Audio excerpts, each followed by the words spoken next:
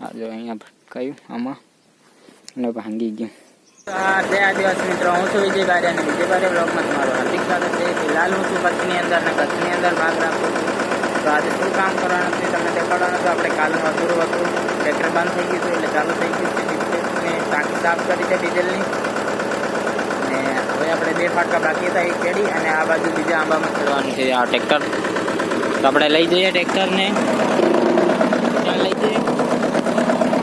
તો દોસ્તો આપણે ઓલા ખેતરમાં ખેડી અને આ બીજા ખેતરમાં આવી ગયા છે. ખારેકવાળા ખેતરમાં જે એક બાજુનો ભાગ બાકી હતો એ ખેડવાનું ચાલુ કરી દીધું છે. જો આ એક તો મારીને પાછો જઉં છું હવે આમાં.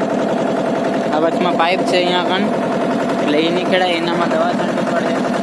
તો હવે આ ખેડી નાખીએ. આ કેટલું ખેડાય છે, પછી ઓલામાં જાર છાંટવાની છે. આજે આવે છે જાર છાંટનાર, જાર છાંટી દઈએ પછી રોટાવેટર ભરાઈ દઈએ. નહીં હોય તો પછી આપણે જાર હાથે છાંટી દઈએ આપણી રીતે. રોટાવેટર આજ કેટલું વાગે છે જોઈએ ચાલો. અને આજે આ જો ખારેક તોડી આવ્યો છે, એક ઝાડમાં છે હજી. તો ખારેક ખાઈએ અને નીચે છે એટલે કમીના ખાણા ખાઈ જાય છે. તો ત્યાં પણ છે ખારેક, કપીલા ખાણા ખાઈ જાય છે ખારેકને. તો પછી ખાઈ જવા દે છે આપણે ને આપણે પણ ખાઈએ છીએ. તો ચાલો બ્લોકમાં બન્યા રહેજો. આજે કેટલું ખેડાય છે જોઈ લઈએ.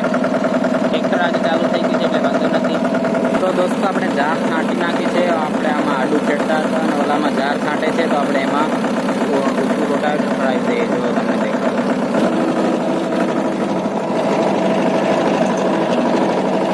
ઓલા ભાઈ છાંટે છે જાર. આપણે આમાં રોટાવેટર ભરાઈ દઈએ. આમાં છાંટાઈ ગઈ છે. દોસ્તો હવે આપણે જમવા આવ્યા હતા, 8 વાગી ગયા છે. પાછા હવે કામ કરવા માટે પાછા જઈએ છીએ. ટ્રેક્ટર ચાલુ કરી નાખીએ. જારમાં ખેડાઈ નાખી છે. જાર ભેગી થઈ ગઈ છે, મતલબ એ વરસાદી પાણી જાર થાય. તો આપણે કદાચ એવું હશે તો મોડો એમાં વાળ નાખવું.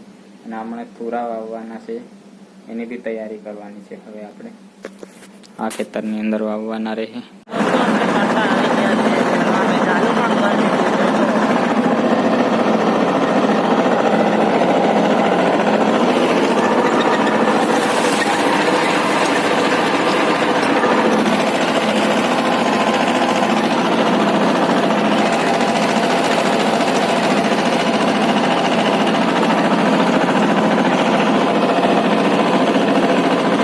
દોસ્તો આ એક જિંદગી ને એમાં બી દુઃખ. ટ્રેક્ટર હાંકતો તો ને સાયલેશન ભાંગી ગયું. જો તમને દેખાડો, આવી જિંદગી તો ઝંડ કરી નાખીએ. આ જો અહીંયા ભટકાયું આમાં અને ભાંગી ગયું. વાહ વાહ, બહુ ગરમ છે. ધોકા કાઢે એવું ગરમ થઈ રહ્યું ટ્રેક્ટર ને સાયલેશન તો.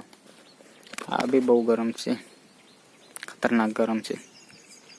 આ જો આ ડાળખીમાં આવ્યું અને ભાંગી ગયું.